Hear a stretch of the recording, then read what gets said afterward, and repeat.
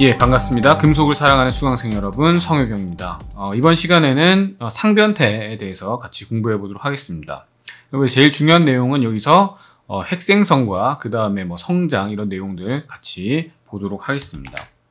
먼저 여기서 중요한 건 이제 핵생성에 관련된 건데요. 핵생성 우리가 뉴클레이션이라고 이야기를 하고요.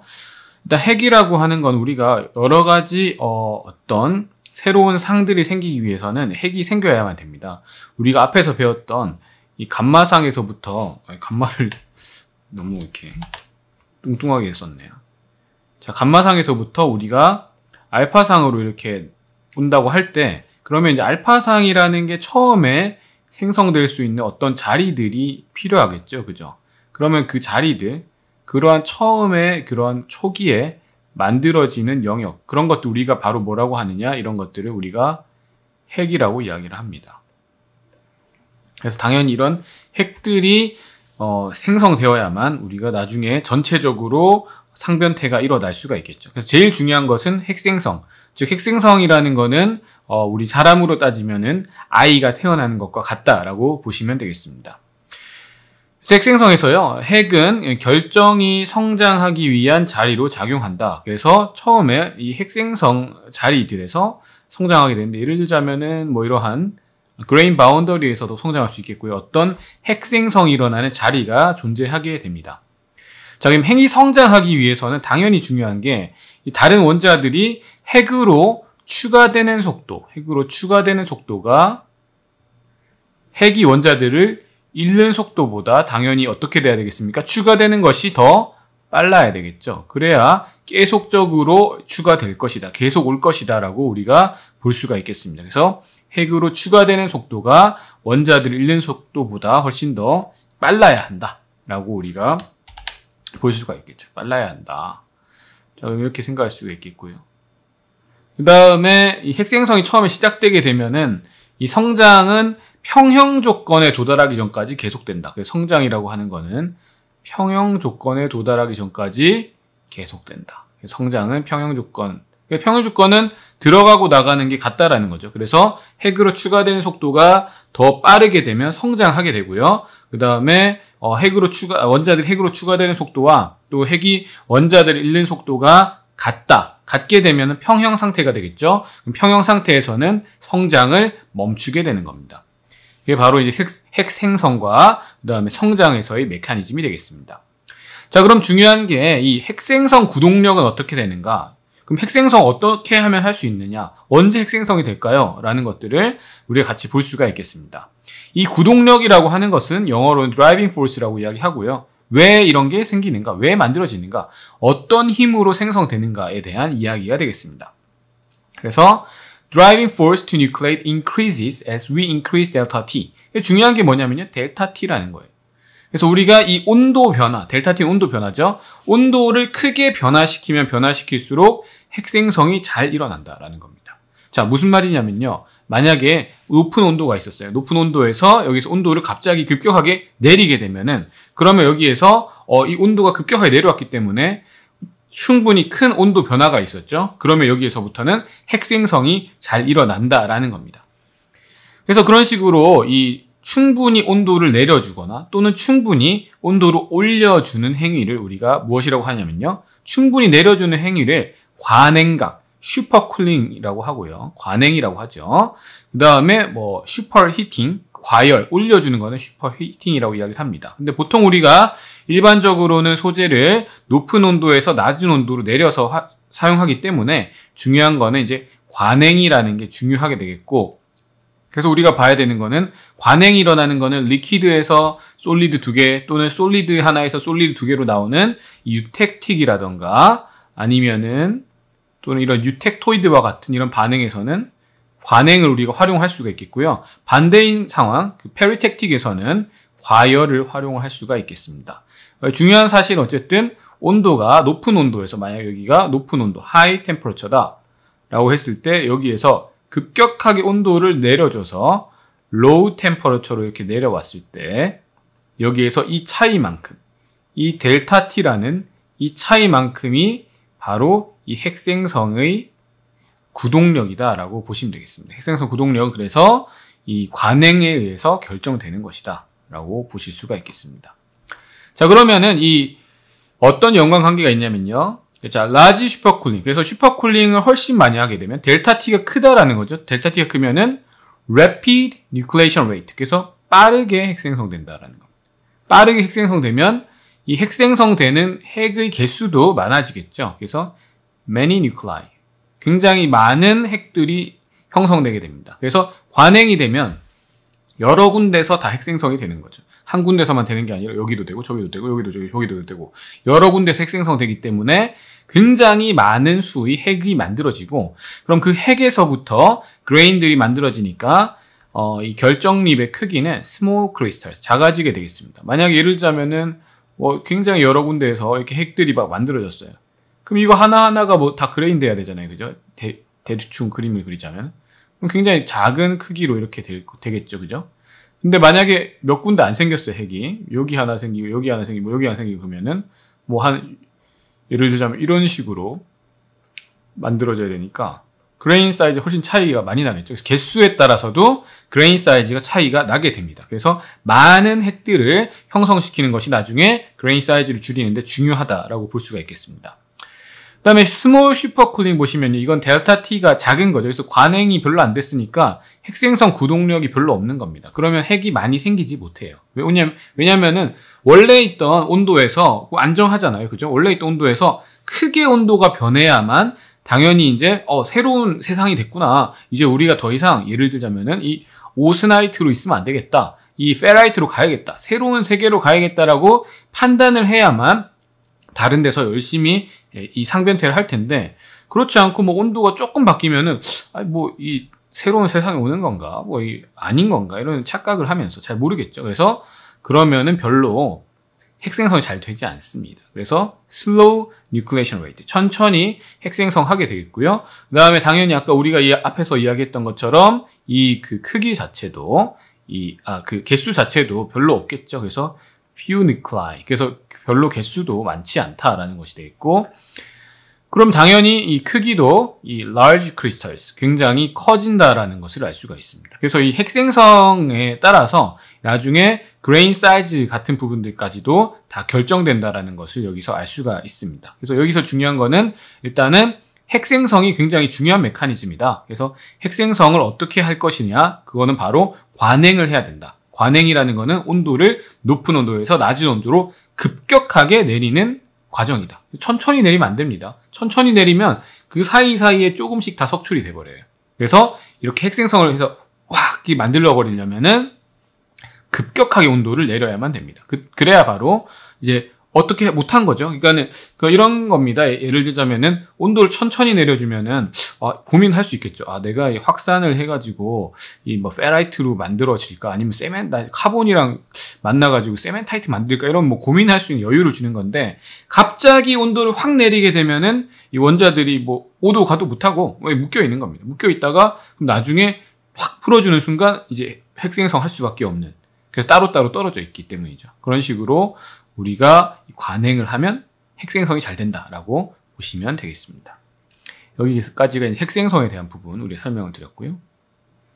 그 다음에 또 중요한 과정이 이제 이 여러 가지 핵생성에서 이제 응고 과정 같이 봐야 되겠는데, 그 응고 과정에는 크게 두 가지가 있습니다. 그래서 균일 핵생성이랑 그 다음에 불균일 핵생성이 두 가지가 있거든요. 그래서 균일 핵생성이라고 하는 거는 이 homogeneous nucleation이라고 이야기하고, 불균일 핵생성이라고 하는 것은 heterogeneous nucleation이라고 이야기를 합니다. 자, 균일 핵생성은 뭐냐면요, 관행이 굉장히 많이 됐을 때를 이야기합니다. 그래서 균일 핵생성이 되는 경우는 관행이 많이 돼가지고 엄청나게 델타 T가 큰 겁니다. 그래서 엄청나게 델타 T가 크게 되면은, 자, 이때는 그럼 구동력이 크잖아요. 그러면은 누구나 이 핵생성 할 수 있겠죠. 그럼 나도 핵생성 할래. 나도 할래. 여러 군데서 하겠다고 막 이렇게 자기들이 내가 새로운 핵이 되겠다라며 여러 가지 핵들이 이렇게 만들어질 겁니다. 그죠? 이렇게 만들어지겠죠. 하지만 이 불균일 핵생성, heterogeneous nucleation인 경우는 어떤 경우냐면요, 관행이 많지 않은 경우입니다. 그래서 관행이 별로 없어요. 조금 천천히 내린 겁니다.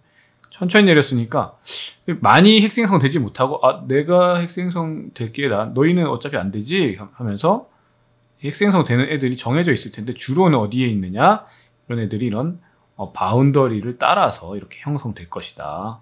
그래서 어떠한 특정한 위치에서 형성되는 것이 바로 불균일 핵생성이 되겠고요.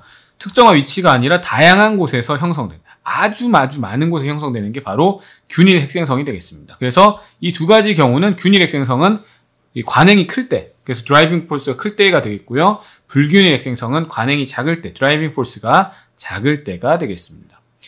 그래서 균일 핵생성 보시면요. nuclei form in the bulk of liquid metal. 그래서 이게 굉장히 많은 것들이 이 전체적인 리퀴드 메탈, 그래서 액상 금속 내에서 만들어진다라는 것이 되겠고요.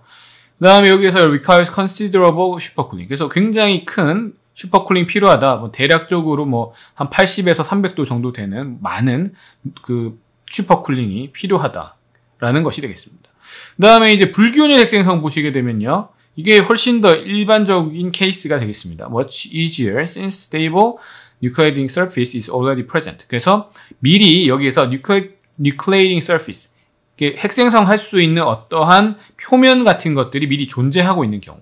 주조를 했다 치면요, 몰드워. 만약에 우리가 어떤 주조한다고 여기에다가 부어가지고 주조를 해서 붕어빵을 굽겠다 그러면은 이 표면부가 먼저 핵생성이 되겠죠, 그죠? 왜 그렇겠습니까? 바로 관행이 먼저 되니까, 여기가 먼저 관행되니까 먼저 핵생성 되겠죠? 여긴 천천히 되겠죠. 그래서 여기서 헤테로지니어스합니다. 만약에 호모지니어스하다라면은 이렇게 우리가 주조한다고 했을 때도 전체적으로 주조가 다 똑같이 돼야 돼요. 다 똑같이 돼야 될 텐데, 그렇게 되지 않고 이 벽면에서부터 되는 이유는 바로 불균질 핵생성이기 때문이고요. 그래서 일반적으로 몰드워, 그 다음에 또는 이제 impurities in liquid phase. 예를 들자면 impurity. 그래서 불순물 같은 게 어디에 원래 우리가 불순물 같은 게 존재했을 수 있잖아요. 여기에 처음에 용탕에서부터 불순물이 존재했다면은 거기서부터 이렇게 또 생길 수가 있겠죠. 그럼 여기서부터 핵생성하고 또 핵생성하고 또 이렇게 하면은 이렇게 귀여운 이 모양이 됐죠, 그죠? 예, 한번 장난을 쳐봤습니다. 여러분 졸고 계실까봐. 예, 한번 그냥 그림을 그려봤고요. 자, 어쨌든 장난친 거고요. 자, 그래서 여기에서 중요한 거는 이러한 몰드워라든가 아니면은 내부에 있던 이런 불순물이 눈동자가 됐습니다, 지금. 이렇게 되고 또는 grain boundary 이런 부분에서 핵생성이 될 수 있다라고 보시면 되겠습니다. 그래서 이런 경우에는 only very slight supercooling. 그래서 이거는 많이 슈퍼쿨링 할 필요가 없겠죠. 조금만 하면 되겠습니다. 조금만 하면은 어떤 일정한 부분에서 이 핵생성이 됩니다. 그래서 일반적인 경우에는 이런 heterogeneous nucleation이 대부분입니다. 왜냐면은 어쨌든 이 grain boundary나 이런 것들처럼 이 불균일한 부분들이 굉장히 많거든요. 또 소재 내부에 결함이 애초에 있었을 수도 있고, 또 소재 내부에 어떤 산화물이나 이런 것들, 입자들이 미리 존재했다면 거기에서부터 핵생성이 되기 때문에 일반적으로는 불균일 핵생성이 되겠는데, 자, 만약에 나는 정말로 균일 핵생성을 가겠다. 그러면 정말로 균일하게 핵생성되면은 전체적으로 봤을 때 다 그냥 균일하게 핵이 되겠죠. 그러면은 결정립이 만들어지기가 어렵습니다. 완전하게 균일 핵생성이 됐다라고 하면. 그런 경우를 우리가 뭐라고 하냐면요. 바로 비정질이라고 합니다. 비정질은 amorphous 또는 bulk metallic glass라고도 하는데, 예를 들자면 여러분들은 이제 유리 같은 것을 생각하시면 되겠고, 또 비정질 소재라면은 이 결정 구조를 가지지 않고 굉장히 탄성 계수도 높고 또 여러 가지 또 기계 특성이 우수한 그런 소재들을 또 만들 수가 있습니다. 그래서 이제 비정질 형성능 이런 이야기도 있는데, 비정질 형성능 같은 것들은 여기서 이 관행이 크면 클수록 이 비정질이 잘 만들어지는데, 비정질 형성능이 좋은 소재들은 관행이 좀 적어도 비정질이 잘 만들어질 수가 있겠죠. 그런 식으로도 우리가 생각을 해볼 수 있습니다. 자, 어쨌든 여기서 중요한 것은 핵생성의 종류에는 균일 핵생성과 그 다음에 불균일 핵생성 두 가지가 있고, 균일 핵생성은 관행이 클 때, 그래서 다양한 곳에서 핵이 생성된다. 그다음 불균일 핵생성은 관행이 작을 때 몇몇 일정한 정해진 곳에서만 핵이 생성된다라는 것을 여러분들이 알 수가 있습니다. 여기까지 이제 보실 수가 있겠고요. 자, 그럼 다음으로 넘어가 보겠습니다. 자, 그럼 여기서 이제 중요한 게 이 그래프를 많이 보셨을 텐데, 이 그래프를, 그러니까 되게 중요한 겁니다. 그래서 여기에서는 이 그래프에서 의미하는 건 뭐냐면요. 이 깁스 프리 에너지가 Y축에 나와 있죠. 그리고 여기에서 이 반지름이라는 게 나와 있습니다. 깁스 프리 에너지 반지름 보면은 깁스 프리 에너지가 낮을수록 안정한 거잖아요. 그래서 우리는 항상 안정한 쪽으로 가려고 합니다. 그러면은 깁스 프리 에너지는 낮아지는 쪽으로 가려고 하겠죠. 그럼 여기에 그래프에서 보면은 이 그래프가 항상 뭔가 조금 더 낮아지는 쪽으로 가려고 할 겁니다. 자, 이때 중요한 것은 뭐냐면요. 크기가 어느 정도가 되는 위치가 정해지겠죠. 뭐 여기 있으면 크기가 작은 거, 여기는 크기 중간, 뭐 큰 거 이런 식이 되겠는데 크기에 따라서 나중에 이것이 계속 성장할 것인지 아니면 소멸할 것인지를 미리 알 수가 있습니다. 그것을 바로 이 그래프에서 알 수가 있는데요. 여기에서 보시면은 이 빨간색 그래프를 먼저 보겠습니다. 빨간색 그래프는요, 이 surface free energy입니다. surface free energy라고 하는 거는, 자, 우리가 이 처음에 이 소재 자체가 소재가 아니죠. 이 핵이 커지면 커질수록 겉넓이가 훨씬 더 커지겠죠. 그죠? 그럼 넓이가 커진다라는 것은 어떤 의미가 되겠습니까? 만나는 그 죄송합니다. 만나는 그 표면적이 훨씬 더 넓어진다라는 의미가 되겠죠. 표면적이 넓어지니까, 부딪히는 표면적이 넓어진다는 게 에너지적으로 어떤 겁니까? 불안해지는 겁니다. 에너지적으로는 훨씬 더 높아지는 거죠. 왜냐면은, 이게 만나는 면적이 훨씬 더 많아지면 많아질수록 에너지적으로 안정하지가 않겠죠. 그죠? 그래서 이게 사이즈가 커지면 이 서피스 에너지 자체는 서피스가 넓어지니까 훨씬 더 불안해지는. 그래서 깁스 프리 에너지는 증가합니다. 증가하는 것을 보실 수가 있겠고요. 그 이유는 여기서 보시면 아시겠죠? 9에 우리가 겉넓이 구할 때 4파이 제곱을 한 다음에 서피스 텐션에 해당하는 감마 값을 넣어주게 되면요. 여기서 바로 그 서피스에서의 깁스 프리 에너지가 나오게 됩니다. 증가한다라는 거 알 수가 있고요. 자, 그 다음에 이 파란색 그래프를 보시면요. 파란색은 볼륨 프리 에너지가 되겠습니다. 볼륨이기 때문에 이건 부피죠. 자, 부피는 우리가 잘 아시는 것처럼 여기 델타 GV는 3분의 4 파이 R 세제곱에다가 이제 델타 G 스몰 V는 유닛 볼륨에 대해서 볼륨 프리 에너지를 한 건데, 자, 여기서는 이제 생각해 보시는 것처럼 부피가 커지면 커질수록 어떻게 되겠습니까? 여러분들은 이 좁은 곳에 있으면 안정하십니까? 아니면 넓은 곳에 있으면 안정해진다고 생각하십니까? 당연히 넓은 곳에 있는 게 훨씬 더 안정한 것이 되겠죠. 좁은 곳에 있으면 불편합니다. 끼어가지고 스트레스를 받죠.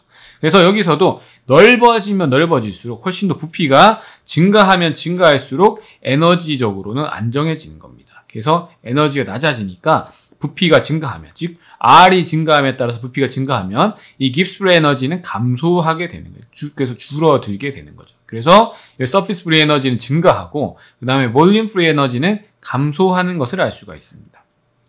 그럼 이 두 가지를 다 봤을 때, 그럼 우리가 이 두 가지를 같이 합쳐보면요. 토탈 프리 에너지로 토탈 프리 에너지는 이 서피스 프리 에너지와 볼륨 프리 에너지를 합쳐놓은 값이 되겠습니다. 그럼 저 값은 어떻게 될 것인가? 우리가 그래프를 그려보게 되면 이 초록색으로 나와 있는 것처럼 이런 그래프가 그려지게 됩니다. 그래서 이 어느 정도까지는 증가를 하다가 그 다음에 어느 정도 이후부터는 감소를 하는 그러한 그래프가 나타나는 거죠. 여기서 중요한 거는 그래프가 높으면 불안한 것이고 낮으면 안정한 것이 되겠습니다. 자, 그러면 여기에서 제가 돌멩이를 하나 굴려볼게요. 여기에 있는 돌멩이 하나 굴려보고, 그죠? 여기에는 좀 더 크겠죠? 이 사이즈 크니까. 여기 있는 돌멩이를 굴려보겠습니다. 자, 돌멩이를 굴려보면요. 자, 여기에 있는 이 입자는 그러면은 어떻게 됐냐면은, 자, 이쪽으로 넘어가려면 힘들잖아요. 에너지가 높아져야 되잖아요. 그래서 이쪽으로 가는 게 편하겠죠? 돌멩이는 바위가 일로 굴러갑니다. 뚫뚫뚫 굴러가면 사이즈가 점점 어떻게 됩니까? 점점 작아지는 쪽으로 가겠죠. 점점, 그래서 이쪽에 있는 나와 있는 것처럼요. 여기 R스타라고 하는 이 R스타보다, 여기가 R스타죠. R스타보다 작은 크기면 훨씬 더 크기가 점점 작아지는 쪽으로 가게 됩니다. 근데 여기에 있는 이 동그라미는요. 동그라미는 9죠. 이거를 돌을 굴려보면 일로 굴러가겠죠. 굴러가면 일로 가면은 우와 이렇게 커지고 더 굴러가요. 우와 이렇게 커지겠죠.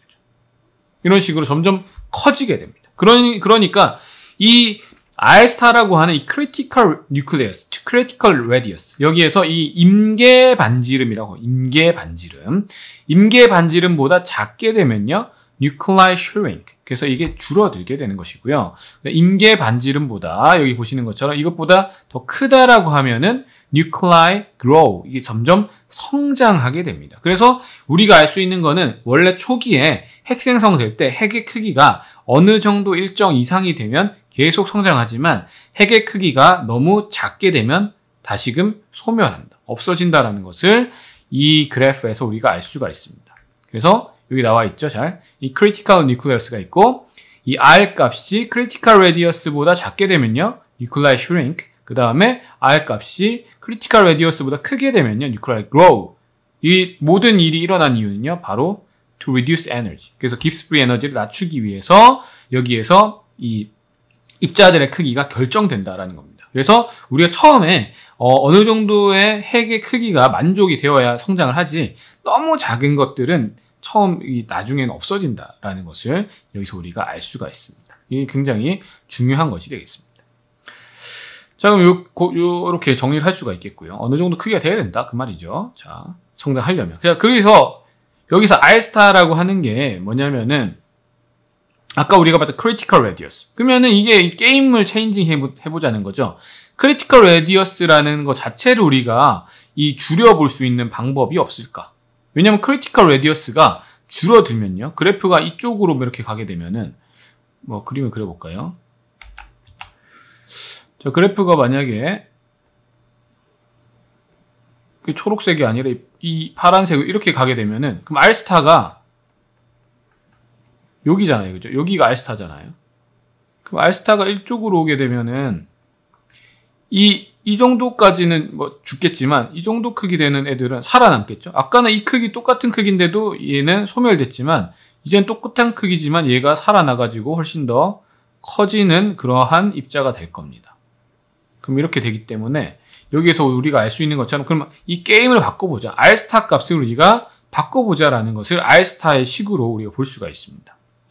자, 그럼 이 R스타의 critical radius를 식으로 보게 되면요, 마이너스 2 감마는 surface free energy, 그 다음 TM은 melting temperature, 녹는 점이죠. 델타 HF라고 하는 것은 latent heat of solidification. 그래서 응고 잠열이 되겠고요. 델타 T라고 하는 거는 우리가 배웠었습니다. 계속 슈퍼쿨링이죠, 슈퍼쿨링. 나머지는요, 뭐, 이 free energy 이런 거 결정되는 값이, melting temperature 정해져 있죠. 뭐, 녹는 점 정해져 있고요. latent heat of solidification, 이것도 뭐 크게 변하지 않는 값. 그래서 다 비슷한 값이고, 여기서 크리티컬하게 중요한 거는 바로 이 델타 T 값입니다. 델타 T 값. 그럼 여기서 보면은, 이 R스타라는 거랑 델타 T가 보면 반비례 하잖아요. 그죠? 반비례하는 관계입니다. 그럼 델타 T가 크면은, 그럼 델타 T가 크다는 건 뭐죠? 관행이 엄청나게 된다라는 거예요. 델타 T가 크다라는. 관행이 엄청나게 되는, 우리가 homogeneous nucleation에 가까워지는 그런 상황, 균일핵 생성에 가까워지게 되면은 R스타가 decreases. 줄어든다라는 거예요. 그러면은 이 관행이 많이 되면 많이 될수록, 관행이 지금 뭐 이렇게 돼가지고 관행이 많이 되면 많이 될수록 어떻게 된다라는 겁니까? R스타라는 애가 훨씬 더, 원래는 이만큼 크기여야 됐다고 한다면은 지금은 한 요만한 크기로도 충분히 핵생성해서 성장까지 갈 수 있다라는 거예요. 성장까지 갈 수 있다. 그래서 이렇게까지 성장까지 갈 수 있는 정도면은 우리가 이제 관행을 쫙 해버리면 관행이 얼마나 효과적인 거냐면, 관행을 하면 R스타가 10나노 수준까지 갑니다. 10나노 수준이면 거의 이제 뭐 원자 단위에 가까워질 수준이거든요. 그러니까는 관행을 한다는 거는 엄청난 의미를 주는 겁니다. 관행을 해야만 작은 입자들도, 작은 핵들도 성장할 수 있다. 관행은 그래서 필수 불가결한, 반드시 해야 하는 그러한 공정이 되겠습니다. 그래서 여러분들이 잘 아시는 것처럼 또 소재를 받잖아요. 그럼 퀸칭하는 거예요. 퀸칭한 다음에 나중에 열 처리, 에이징 이런 거 하잖아요. 알루미늄 소재. 그게 바로 이 원리를 응용한 겁니다. 관행한 다음에 퀸칭해서 에이징 해가지고, 관행으로 퀸칭한 다음에, 그 다음에 에이징 하게 되면 강도를 훨씬 더 높일 수 있죠. 왜냐하면 미세한 것들 석출시키니까. 그런 개념들이 바로 여기에서 알게 된 그러한 지식들이 되겠습니다. 이런 부분들을 통해서 우리가 고강도 소재를 계속 개발하고 있는 거죠. 자, 그러면은 뭐 요 정도로 관행이 중요하다라는 거 여기서 알 수가 있고요. 그래서 뭐 아까 이야기했던 거죠. 이 얘들은 뭐 어차피 weakly dependent on delta t, 그래서 별로 큰 영향 없다. 그래서 중요한 건 델타 t다, 이런 의미가 되겠고요. 자, 그 다음으로 볼 거는 이제 그럼 얼마나 빨리 성장할 수 있느냐? 키네틱스 보겠습니다. 키네틱스는 뭐냐면 속도론이라는 거예요. 그러면은 얼마나 빨리 상변태할 수 있느냐를 우리가 공부를 해봐야 됩니다. 그러면 어떤 거는 천천히 상변태하고 어떤 것들은 굉장히 빨리 상변태하겠죠. 그럼 이러한 이 속도론적인 그런 반응 속도를 보기 위해서는 우리가 뭘 봐야 되냐면은 거리, 우리 옛날에 그 초등학교 때 그런 거 하잖아요. 거리는 뭐 속력 곱하기 시간 뭐 이런 거 하잖아요. 그것처럼 여기에서도 이 속도에 대한 부분 알기 위해서는 중요한 텀이 뭐냐면은 이 시간이라는 겁니다. 시간. 이 시간이라는 텀을 굉장히 중요시 여겨야 됩니다. 그래서 빨리 되면은 빠른 거죠. 그죠? 그럼 너무 당연한 이야기 했죠. 시간이 짧게 걸리면 어쨌든 속도가 빠른 것이고, 시간이 많이 걸리면 속도가 느린 겁니다. 그래서 그거를 우리가 보겠다라는 거고요. 그럼 실제로 이거 어떻게 측정하느냐 하면은 뭐 엑스레이, 디프렉션 이런 걸로 측정하기도 하고, 그 다음에 뭐 전기 전도도를 측정하기도 하고, 그 다음에 음파 뭐 이런 것들을 측정하기도 합니다. 어쨌든 이런 것들을 여러 가지 측정하는 방법은 있고요. 우리가 중요하게 보려고 하는 거는 그 시간이라는 부분을 어떤 식으로 어디를 정의해서 어디에서 어디까지의 시간을 볼 것인가, 그 부분을 같이 보도록 하겠습니다. 자, 여기서 이게 이제 rate of phase transformation, 이게 이제 그 속도를 보는 관점이 되겠는데, 이 그래프는 말이죠. 이게 뭐 사실 우리는 이제 시그모이달이라고 하는 게 이 S처럼 비슷하게 생긴 건데, 이 그래프는 사실 이 자연 현상에서 거의 대부분 저런 현상이 나타납니다. 대부분은 뭐 이런 그래프가 아닌 경우를 거의 보기가 힘들 만큼 자연 현상에서 정말 많이 나타나는 그래프가 되겠는데요. 자, 일단은 이 Y축을 보시면요. fraction transformed, 그래서 얼마만큼 트랜스포메이션 됐느냐. 그래서 0에서부터 1까지. 그래서 이거는 비율이 되겠습니다. 그다음 여기에서 X축은 바로 T인데, 시간인데, 시간에 한참 걸리거든요. 그러니까 이거를 로그 스케일로 나타냈습니다. 로그 T로 나타냈고요. 중요한 거는 여기서 처음에는 이 핵 생성될 때는 분율이 없어요. 자, 왜냐면은 처음에 핵 생성될 때는 그게 뭐 눈에 띌 만한 수준이 아니잖아요. 핵 생성되려고 이제 뭔가 바뀌려고 하는 그런 꿈틀꿈틀하고 있는 그 상태에서는 뭔가 우리가 좀 분율을 측정해도 분율이 나오는 상황이 아닙니다. 그 상황을 우리가 뭐라고 하느냐? 바로 이 뉴클레이션, 핵 생성이라고 해요. 생성 영역에서는 관찰이 되지 않아요. 그래서 여러분들이 지금 열심히 막 공부하고 있잖아요. 그죠? 그럼 공부하고 있는데, 뭐 어떤 학업이든 아니면 영어 공부든 뭐 취업 관련 공부든 열심히 하고 있는데 그 성과가 눈에 보이지 않을 수 있습니다. 왜냐하면 여러분들은 지금 핵생성 단계. 그래서 열심히 하고 있지만 아직은 그게 드러나지 않지만, 그럼 이 단계가 없다고 하면 뒤에는 growth인데 growth가 어차피 있을 수가 없습니다. 그래서 이 nucleation이라는 단계가 굉장히 중요하고 여러분들이 이 단계에서 엄청나게 열심히 하는 것이 필요합니다. 여러분들이 힘내시고 이렇게 nucleation 단계라고 생각하고 쭉쭉 나가시면 되겠습니다. 그러면 이렇게 growth 할 수 있어요. 성장할 수 있어요. 성장. 자, 성장에서 제일 중요한 건요. 처음에 nucleation에서는 이제 아직은 이게 뭐 이렇게 지지부진하죠. 여러분들이 뭐 창업을 했다고 생각해 볼까요? 창업을 했는데 처음에는 이제 뭐 막 돈이 엄청 많이 들어가겠죠. 그러다가 이제 예를 들자면은 그러다가 처음에 이제 이 자리 잡을 때는 지지부진하겠죠. 그러다가 이제 회사가 엄청나게 성장하기 시작할 겁니다. 성장을 할 때는 훨씬 더 그 기울기가 어떻습니까? 점점 더 가팔라지겠죠. 그래서 엄청나게 성장을 하는, 제일 성장 많이 할 때가 한 이 중간쯤 될 것이고요. 근데 어느 정도 가다가는 또 이게 뭐 항상 끝까지 다 갈 수는 없겠죠. 어느 정도 가면은 이제 약간 세츄레이션 됩니다. 이런 식으로 되겠죠. 우리 사람의 일생도 비슷합니다. 어릴 때는 여러분들이 뭐 중고등학교 때 열심히 공부해도 뭐 티가 안 납니다. 그러다가 이제 대학교 가는 순간 뭔가 티가 나기 시작하다가 인생의 빛을 보는 순간은 이제 뭐 30대, 40대, 50대 때 이제 빛을 보겠죠. 그러다가 은퇴를 이제 65세쯤 하게 되면 약간 이런 식으로 가는 겁니다. 그래서 우리가 또 뭐 여러 가지 생물학적으로도 이거 설명해요. 개체수가 증가할 때 처음에 개체수 없다가 처음에 이제 증가하다 나중에 이 멸종위기 가면 이런 식으로 되고 이 시그모이달 커브가 굉장히 많이 이 자연현상을 설명할 수 있는 그런 커브가 되겠습니다. 그래서 이런 식으로 설명할 수가 있겠고 여기서 중요한 건 fixed T, 이 large T는 temperature죠. 온도는 고정되어 있다라는 거. 자, 처음에 이제 보시겠습니다. Rate increases as interfacial surface area increases and nuclei grow. 그래서 처음에는 이 속도가 이제 증가하기 시작하고, 그 다음에 이 표면 면적이 증가하고, 그 다음에 핵도 성장하기 시작하는 그런 단계가 되겠고요. 그 다음에 이쪽으로 오게 되면 maximum rate reached. 그래서 가장 이때가 속도가 가장 빠를 때입니다. 그래서 now amount unconverted decreases so rate slows. 그래서 여기에서는 제일 빠른데 이제부터는 속도가 이제 다시 감소하기 시작합니다. 여기가 정점입니다. 정점. 여기선 transformation completed. 이게 1까지 갔으니까 100% 된 거죠. 완료된 상황이 되겠습니다. 그래서 이런 식으로 이제 태어나고 이제 성장하고 정점을 맞고 이제 나중에 끝까지 가는 이런 그래프를 봤고요.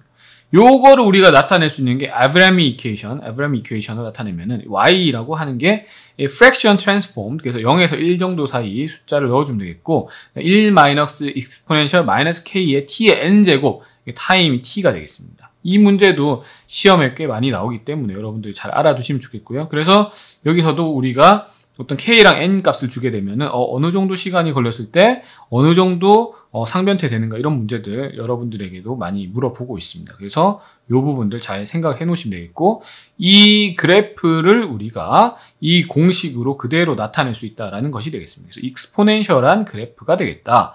그래서 여기에다가 시간과 그 다음에 얼마만큼 상변태 됐는지 비율, 분율 이런 부분들을 계산을 간단하게 할 수가 있다라는 점이 되겠습니다.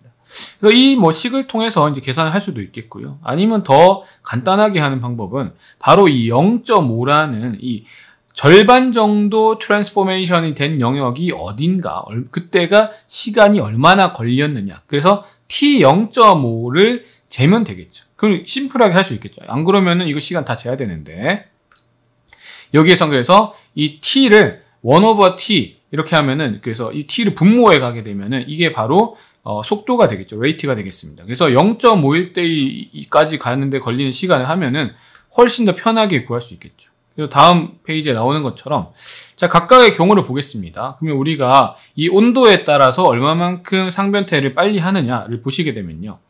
자, 43도라는 온도가 있을 때 여러분들 이 그래프를 봤을 때는 뭐 기울기에 따라서 뭐 다른 거 할 수 있지만 그런 게 의미가 없고 이 50%에서 요 점 보면 됩니다. 요 점. 요 점을 보면은 지금 이거는 뭐 10의 4승 2 곱하기 10의 4승이니까 뭐 거의 만초가 넘는 분이네요.